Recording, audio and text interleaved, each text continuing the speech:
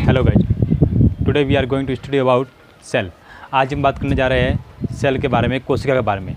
जी हाँ दोस्तों, अगर मैं आपको बोलूँ कोशिका जो हमारे शरीर की सबसे छोटी स्मॉलेस्ट यूनिट है, शरीर की सबसे छोटी स्मॉलेस्ट यूनिट है।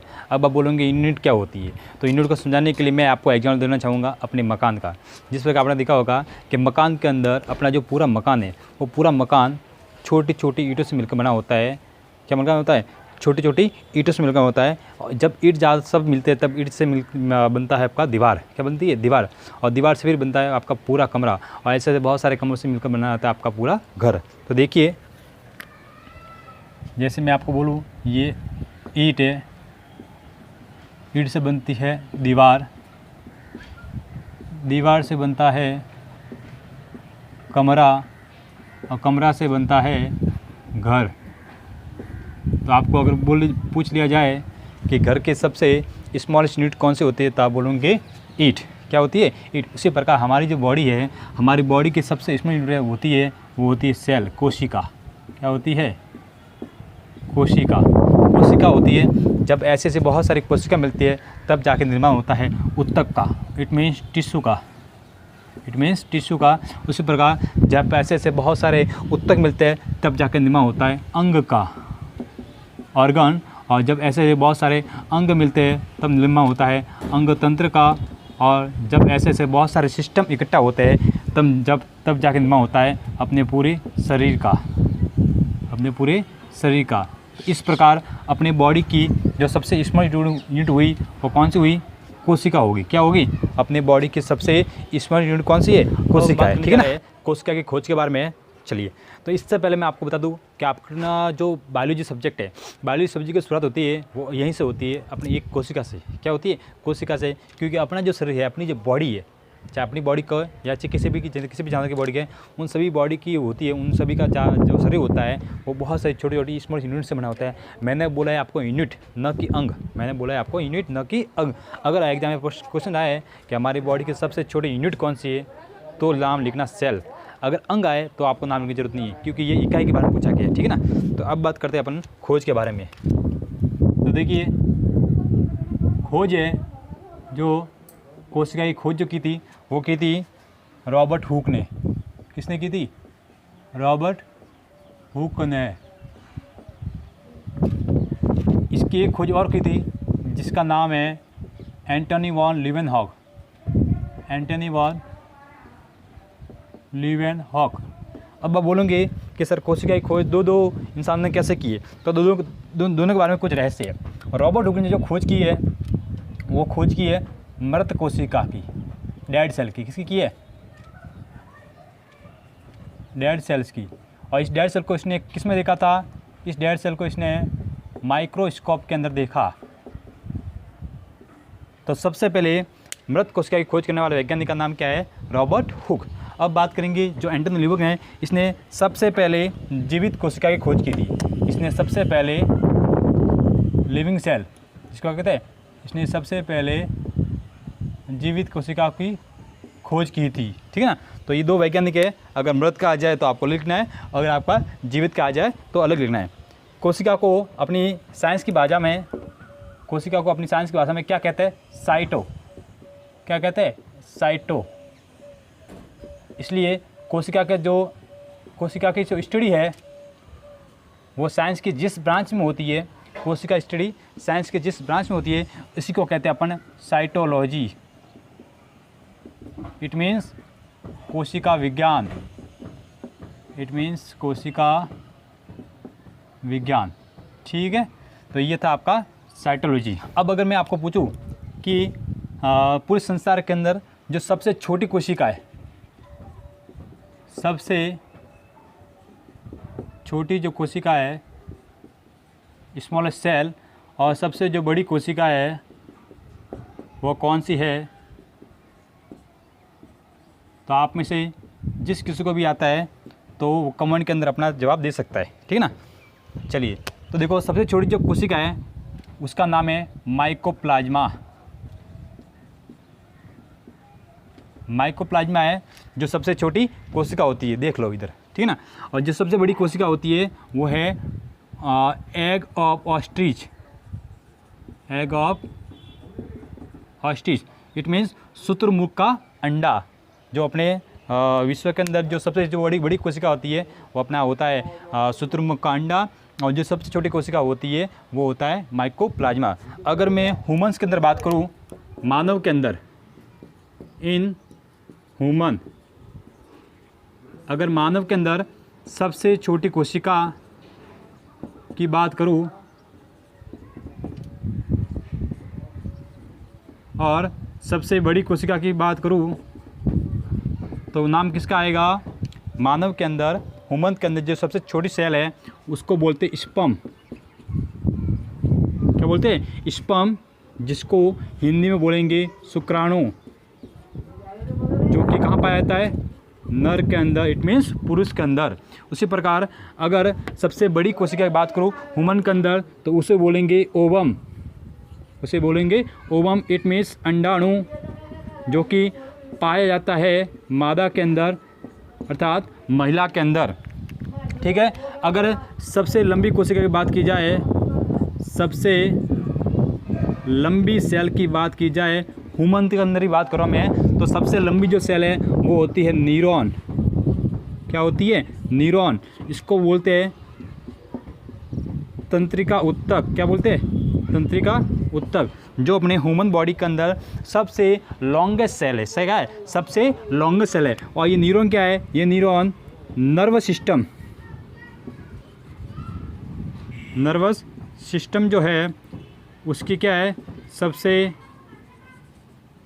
स्मॉलेस्ट सेल है। ये भी आपको ध्यान रखना पड़ेगा कि नर्वस सिस्टम है, अपनी बॉडी का जो नर्वस सिस्टम है जो सिग्नल भेजता है अपने, जैसे आपने देखा होगा जितने एनवायरमेंट है, जैसे अगर आपको कोई पिन चुभा रहा है, आपको सर्दी है, गर्मी है, इनका एहसास जो आपको चलता है वो बाहर चलता है। तो बाहर से ऐसा दिलाने के लिए, जैसे मैं आपको बोलूँ अगर आपके यहाँ पर पिन चुभाई है तो पिन चुभने का जो इसका जो एहसास है वो आपको यहाँ पर होता है। तो ये होता किसके द्वारा? जैसे यहाँ पर पिन चुभाते हैं तो यहाँ की जो नर्व होती है वो क्या एक्टिव हो जाती है? क्या होती है? नर्व एक्टिव होकर यहाँ की जो संवेदी नर्व होती है, संवेदी कोशिका होती है या संवेदी तंत्रिका होती है वो एक्टिव होते हैं और यहाँ के मैसेज को सीधा ट्रांसफर करती है स्पाइनल कॉर्ड के द्वारा, सीधा ट्रांसफर करती है ब्रेन तक, और ब्रेन उसको रीड करता है कि आपके को पिन चुभा रहा है और वहाँ से वापस तुरंत मैसेज आता है इस अंग के इस ऑर्गन तक, और ऑर्गन तुरंत अपना हाल डाल लेते हैं। ये जो क्रिया होती है बहुत ही फास्ट होती है। तो इसी को होता है ये नर्वस सिस्टम। तो हमारी बॉडी के अंदर, हमारी बॉडी के हर एक हिस्से तक ये नर्वस सिस्टम पूरा फैला हुआ है। इसलिए आपके बॉडी के किसी भी हिस्से में अगर पिन चुबा दी जाए तो उसका तुरंत अनुभव आपको पता चल जाता है। तो अपना नर्वस सिस्टम है, उसकी जो सबसे स्मॉल यूनिट होती है वो होती है न्यूरॉन।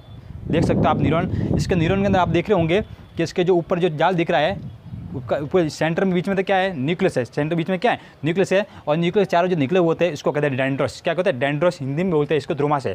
और इसमें आप देख रहे हो ये लंबी जो इसको कहते हैं एक्जॉन। क्या कहते हैं? एक्जॉन। और एक्जॉन ही क्या करता है? ये सिग्नल को ट्रांसमिट करता है। ये क्या करता है? सिग्नल को ट्रांसमिट करता है एक न्यूरॉन से दूसरे न्यूरॉन पर। ऐसे बहुत सारे न्यूरॉन अपने शरीर में एक दूसरे जुड़ी हुई होती है, और जुड़ने वाले स्थल को जहाँ पर दो न्यूरॉन, जहाँ पर ऐसी दो न्यूरॉन आपस में जुड़ती है उसको बोलते हैं, या उस स्पेस को बोलते हैं, या उस एरिया का बोलते हैं सिनेप्सिस। क्या बोलते हैं? सिनेप्सिस। और सिनेप्सिस हमेशा बताया है एक न्यूरॉन के अपने वो ये फिलामेंट और दूसरे न्यूरॉन के डेंड्राइट के बीच में क्या बनता है? बॉन्डिंग होती है। उसी बॉन्डिंग को बोलते हैं हम सिनेप्सिस। ठीक है ना। तो ये होगा आपका नर्वस सिस्टम, न्यूरॉन।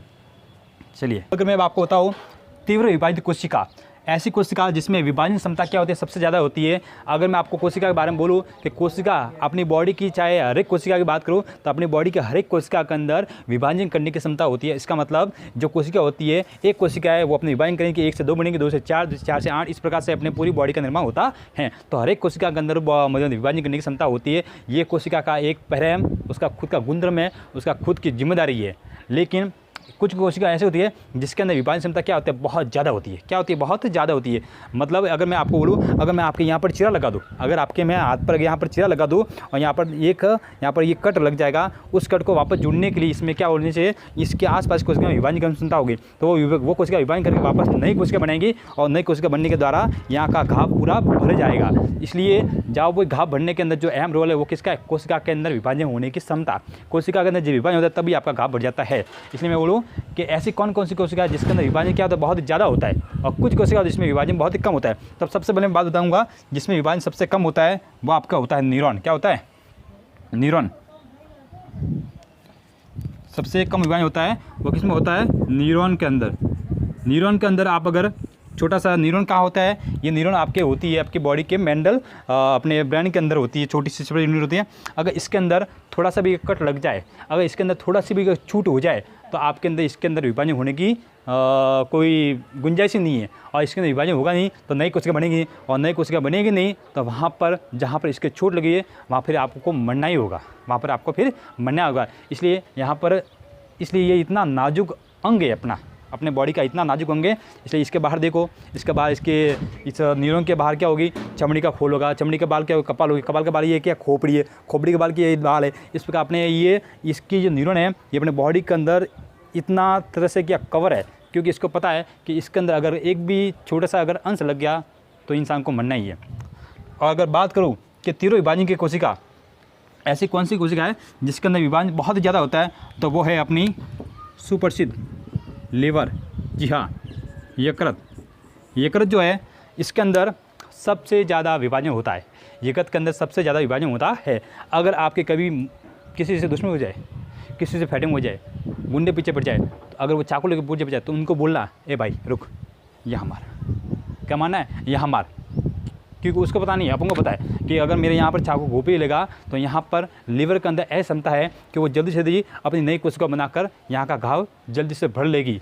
यहाँ पर मारने का बोलना कि रुक भाई यहाँ मार। क्या मारने का? यहाँ मारने का बोलना कि यकृत के अंदर मार। लेकिन मेरे द्वारा जो पड़ा हुआ लगा इंसान वो क्या करेगा? वो मारेगा और ऐसे चलाएगा और मारेगा और ऐसे चलाएगा, और ताकि यकृत का पूरा बारूदा निकल जाए, यकृत का पूरा ही बारूदा निकल जाए। तो लीवर है जिसके अंदर सबसे ज़्यादा विभाजन करने की क्षमता होती है। ये फटाफट से अपनी नई कोशिका बना देता है और उस घाव को ठीक कर लेता है। ठीक है, जिसमें आपको मैंने बताया नहीं कोशिका सिद्धांत, सेल थ्योरी। कोशिका जो सिद्धांत है जो किसने दिया था? वो दिया था स्लाइडेन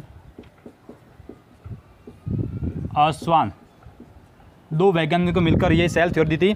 पहली बात तो करेंगे सेल थ्योरी का मतलब होता है क्या है। देखो सेल थ्योरी मतलब सेल के बारे में कुछ सिद्धांत दिए, सेल के बारे में कुछ बिंदु दिए हैं, जिसका मतलब ये होता है, सेल थ्योरी का मतलब ये है कि हर एक कोशिका होती है जिसके अंदर विभाजन की क्षमता होती है, और हर एक कोशिका अपने पूर्ववर्ती कोशिका से बनी होती है।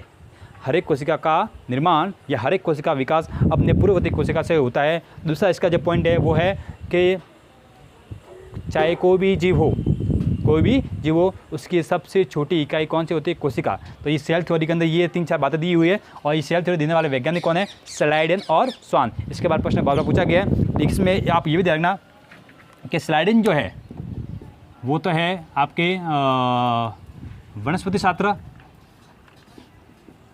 शास्त्र मतलब बॉटनी साइंटिस्ट, और जो स्वान है वो है वनस्पति शास्त्र, और ये है आपके प्राणी शास्त्र, एनिमल साइंटिस्ट। ये बात आप जरूर देखना कि सेल थ्योरी देने वाला जो वैज्ञानिक स्लाइडेन साल है, स्लाइडेन साल का रिलेशन कौन से क्षेत्र से है? बॉटनी से। जबकि स्वान का रिलेशन कौन क्षेत्र से है? जूलॉजी से। ये बात आप जरूर ध्यान रखना। अब बात करेंगे सेल के बारे में, सेल की स्ट्रक्चर के बारे में कि सेल के अंदर कौन कौन से ऑर्गेनेल होते हैं। तो देखिए मैं आपको बता दूँ, सेल जो होता है, सेल का स्ट्रक्चर कुछ इस तरह होता है, ये बता दो। ये होगी सेल के सेंटर में होता है आपका न्यूक्लियस। क्या होता है? सेल के सेंटर में होता है न्यूक्लियस, जिसको बोलते हैं अपन केंद्रक। क्या कहते हैं? केंद्रक। केंद्रक की जो रिसर्च है, केंद्रक की जो खोज है वो की थी रॉबर्ट ब्राउन ने। देखो फर्क यहाँ पर है, एक तरफ है रॉबर्ट हुक और एक है रॉबर्ट ब्राउन। अगर केंद्र की खोज बोली जाए तो रॉबर्ट ब्राउन आएगा, जबकि कोशिका की बोली जाए तो रॉबर्ट हुक आए। तो इसके सेंटर में होता है न्यूक्लियस। ये आपकी पूरी सेल है, तो ये सेल की क्या है? मेम्ब्रेन, जिसको बोलते हैं कोशिका झिल्ली। ठीक है, और कोशिका झिल्ली के बीच में ये भरा होता है आपका पूरा प्रोटोप्लाज्मा। क्या भरा होता है? प्रोटोप्लाज्मा।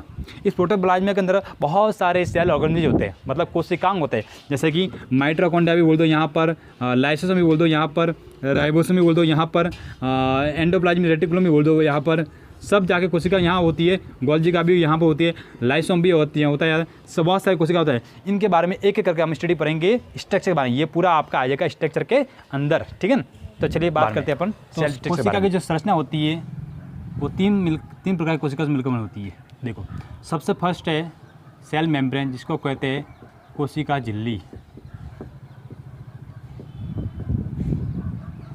कोशिका झिल्ली। सेकंड है कोशिका द्रव्य और थर्ड है कोशिकांग, इट मीन्स सेल ऑर्गेनेलिज। तो 3 प्रकार की ये जो वस्तु है इनसे मिलकर बना होता है आपका सेल का स्ट्रक्चर, पूरी एक प्रारूपिक कोशिका। तो देखिए कोशिका जो झिल्ली होती है जिसको कहते हैं सेल मेम्ब्रेन, ये क्या होती है, कोशिका के सबसे आउटर मोस्ट सेल होती है, सबसे एक लेयर होती है। आपने देखा होगा कि कोई भी जैसे अपने शरीर है, अपने शरीर को ढकने के लिए क्या पहनते हैं, अपन कपड़े पहनते हैं, क्या पहनते हैं, कपड़े। उसी प्रकार जो सेल होती है, जो कोशिका होती है, उसके चारों ओर उसका जो स्पेस है, उसका जो बॉडी है, उसका जो शेप है, उसकी जो साइज़ बनाने के लिए उसकी क्या होती है, एक चारों तरफ एक लेयर होती है, इसको अपन बोलते हैं सेल मेम्ब्रेन, कोशिका झिल्ली। और ये कोशिका द्रव्य जो होता है वो क्या होता है, उसके जो सेंटर वाल पर होता है न्यूक्लियस, केंद्रक, उसके बाहर केंद्रक और कोशिका झिल्ली के बीच में जो मैटर भरा होता है उसको कहते हैं कोशिका द्रव्य। और ये आपके सेल ऑर्गेन, ये क्या होते हैं, बहुत सारे छोटे छोटे ऑर्गेन, ये कोशिका के अंग है जो कोशिका द्रव्य में बिखरे पड़े होते हैं। ये दोनों मिलकर के कोशिका द्रव्य और कोशिकांग, ये दोनों मिलकर के जीव द्रव्य बनाते हैं, प्रोटोप्लाज्मा,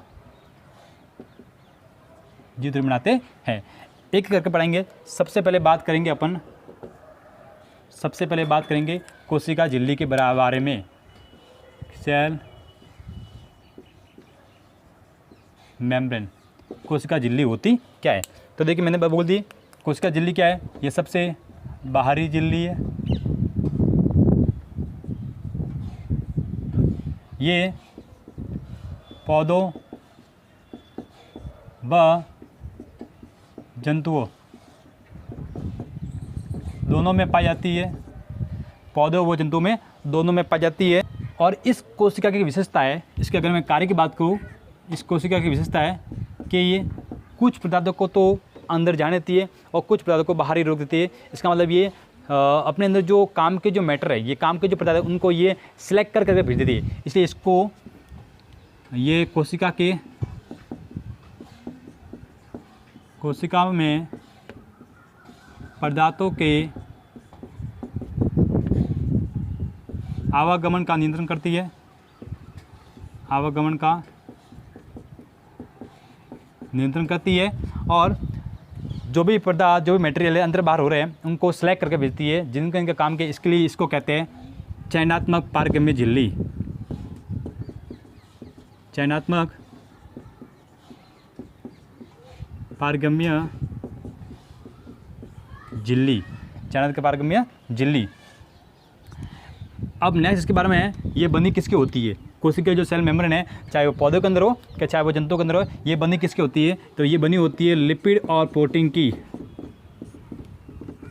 बहुत जगह आपको ये सुनने को मिलेगा कि कोशिका झिल्ली जो होती है वो प्रोटीन की बनी होती है, लेकिन ये लिपिड और प्रोटीन के दोनों की बनी होती है। इसके अंदर 2 परत तो होती है प्रोटीन की, जैसे ये प्रोटीन की ऊपर वाली लेयर और नीचे वाली लेयर, तो दोनों परतें होती है प्रोटीन की।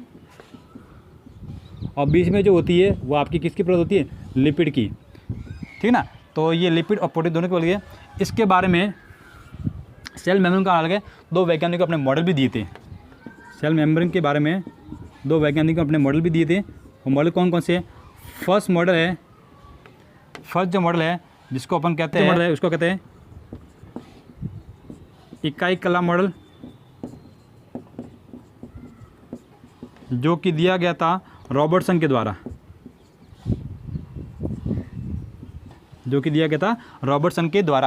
सेल मेम्ब्रेन का जो इकाई कला मॉडल है जो किसने दिया था, रॉबर्टसन के द्वारा। और सेकंड इसका जो मॉडल है वह है जो बहुत फेमस है, इसके बारे में क्वेश्चन बहुत बार आ चुका है, जिसको होता है तरल mosaic model, fluid mosaic model, जो दिया था सिंगर व निकलसन ने। सिंगर व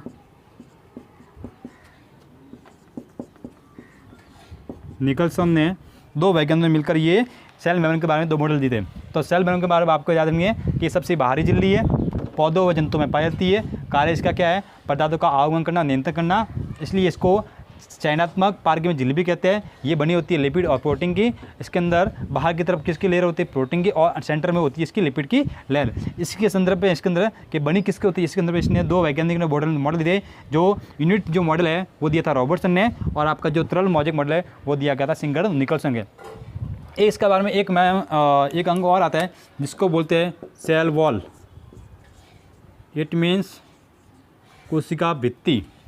कोशिका भित्ति जो होती है वो होती क्या है, देखो मैं आपको यहाँ पर देता हूँ। जैसे मान लो ये सेल है, ये क्या है, सेल है, तो सेल के बाहर की तरफ बहुत ही बहुत टाइट बाउंड्री होती है, जो इस सेल मेम्ब्रेन को क्या करते हैं, कवर करती है।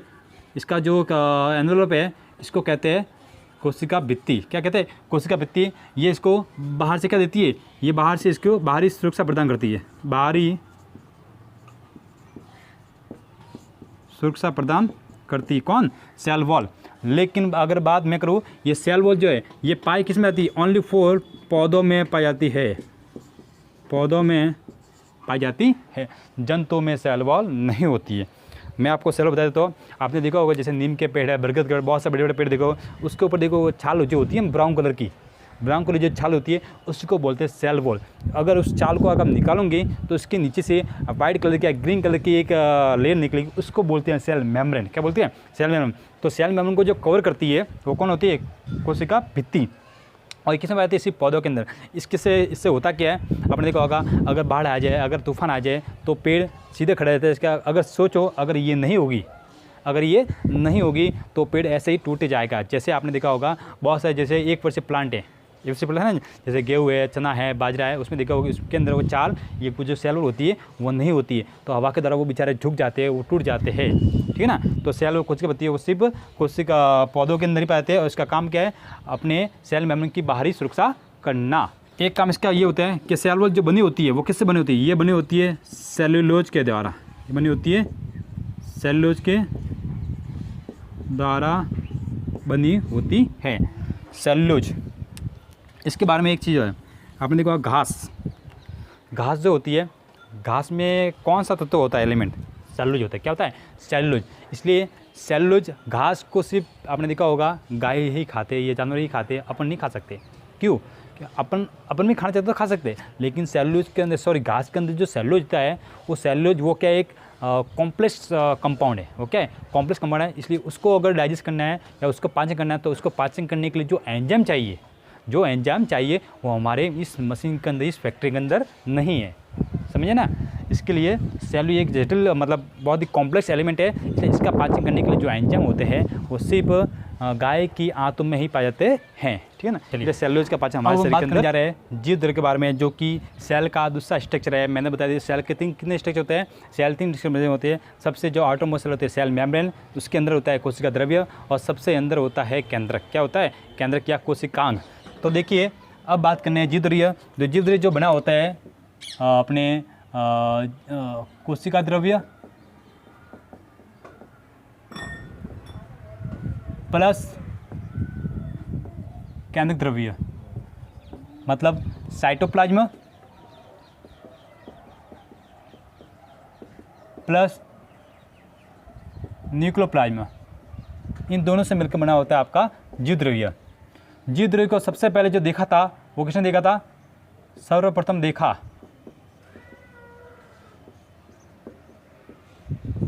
देखा था वो देखा था कॉर्टिन ने। कॉर्टिन नामक जो वैज्ञानिक है, इसने जीव द्रव्य को सबसे पहले देखा था। एक वैज्ञानिक है जिसको कहते हैं डुजार्डिन।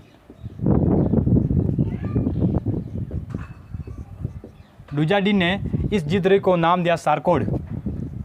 डुजार्डिन ने इन जीव द्रव्य को नाम दिया सार्कोड नाम दिया, ठीक है। नेक्स्ट एक वैज्ञानिक है जिसको कहते हैं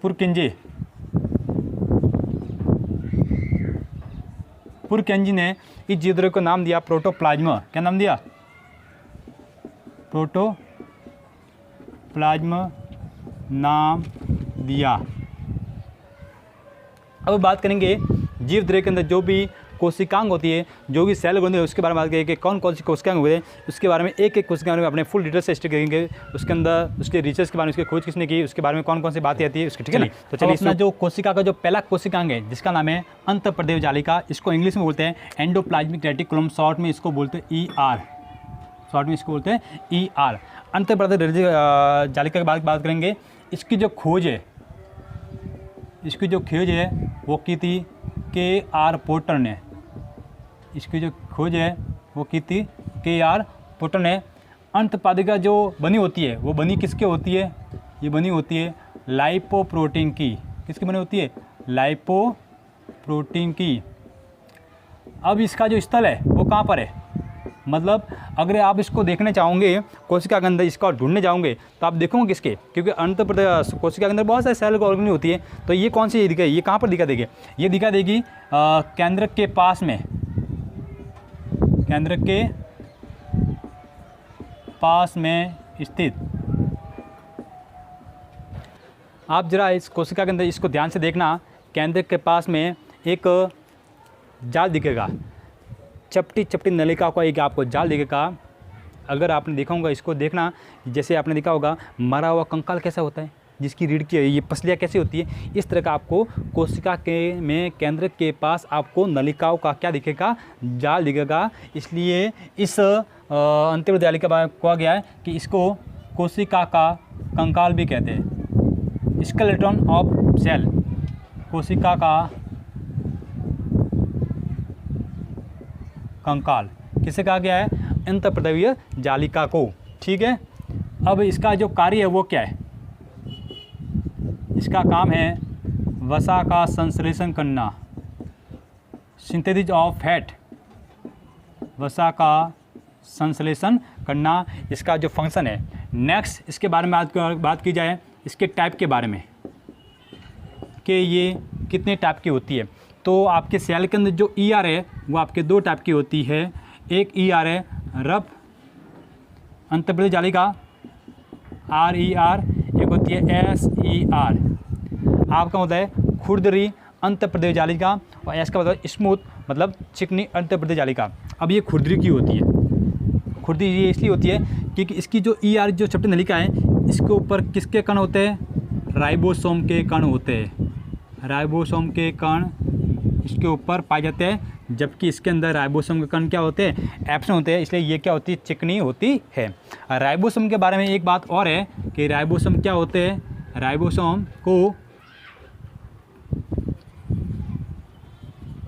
फैक्ट्री ऑफ प्रोटीन भी कहते हैं, राइबोसोम को प्रोटीन की फैक्ट्री भी कहते हैं। अगर आपको ER का डायग्राम देखना है तो आप पास में देख सकते हो, देखो ये कोशिका के अंदर जो केंद्र के बीच वाला, ये जो बीच वाला पार्ट दिख रहा है आपको, केंद्र के पास में बहुत सारे देखो हड्डियों का पिंजरा दिख रहा है आपको। हाँ, तो यही आपका क्या बोलते हैं, ER है। नेक्स्ट बात करेंगे गोल्जी इकाई के बारे में। It means Golgi body. अब इसका अगर देखना है, सबसे पहले बात करें इसकी खोज के बारे में। इसकी खोज की थी कैमिलियो गोल्जी ने, इसकी खोज की थी कैमिलियो गोल्जी नामक वैज्ञानिक ने। ये पाया जाता है, ये भी आपको केंद्र के पास में ही दिखेगा। इसको देखने के लिए ये भी आपको चपटी नलिका दिखेगा, लेकिन इसके अंदर 3 प्रकार की नलिका होती है। इसके अंदर नलिका कितनी होती है, 3 प्रकार की नलिका होती है। कौन कौन से देखना, एक तो इसमें होती है चपटी नलिका है, जिसको बोलते हैं सिस्टर्नी। क्या होती है, सिस्टर्नी। ये कैसी नलिका होती है, ये चपटी नलिका होती है, एक के ऊपर एक बैठी होती है, और इसकी जो अंदर वाला स्पेस होता है वो कैसा होता है, अवतल होता है, उत्तल होता है। और नेक्स्ट जो कोशिका है वो होती है ट्यूबुल्स। ट्यूबुल्स जो होती है वो क्या होती है, इन सिस्टर्नी के किनारे पर होती है। और नेक्स्ट है जिसको कहते हैं अपन आशय, ये आपके लास्ट में सबसे ऊपर वाले छोर पर होती है, जिसको कुछ गोलनुमा संरचना होती है। तो 3 प्रकार कोशिका से मिलकर बनी होती है आपकी गोल्जी इकाई। नेक्स्ट बात करेंगे इसके बारे में, इसको कोशिका का यातायात प्रबंधक भी कहते हैं, कोशिका का यातायात प्रबंधक भी कहते हैं। इसके बारे में ये बात फेमस है, ठीक है। अब इसके कार्य के बारे में बात करें तो गोल्जी का है, गोल्जी जो बॉडी है वो अपने शरीर में कौन कौन सा काम करती है। तो देखिए ये अपने देखा होगा, मैंने बात की आपको स्पर्म के बारे में बात की थी। स्पर्म का मतलब शुक्राणु, जो कि अपनी ह्यूमन के अंदर सबसे छोटी सेल है। तो स्पर्म के अंदर जो स्पर्म का जो अगला सिरा होता है जिसको अपन कहते हैं एक्रोसोम, एक्रोसोम के निर्माण में गोल्जी बॉडी क्या है, सहायक है। एक्रोसोम के निर्माण में गोल्जी बॉडी क्या है, सहायक है। स्पर्म को आपने अगर देखा हो तो देखिए इस तरह दिखता है, ये ऐसी कुछ होती है। तो ये जो अगला वाला हिस्सा है इसको बोलते हैं एक्रोसोम। क्या होता है, जब भी ये स्पर्म किसी फीमेल के ओम से कॉन्जुगेट करता है तो इसका जो स्पर्म का जो अगला वाला हिस्सा है एक्रोसोम, सो अगला वाला हिस्सा जो एक्रोसोम है यही फीमेल की ओम की बाहरी लेयर है, इसको क्या करता है, भेदता है और उसकी भेद कर इसके अंदर जाता है। इसलिए भेदने के इसके अंदर जो पाया जाता है एंजाइम है, इस एंजाइम को कहता है हाई एलोयूरिनेज एंजाइम। और ये जो अगला वाला हिस्सा होता है एक्रोसोम जो बना होता है गोल्जी बॉडी का। ठीक है, ये बात आप जरूर ध्यान रखना।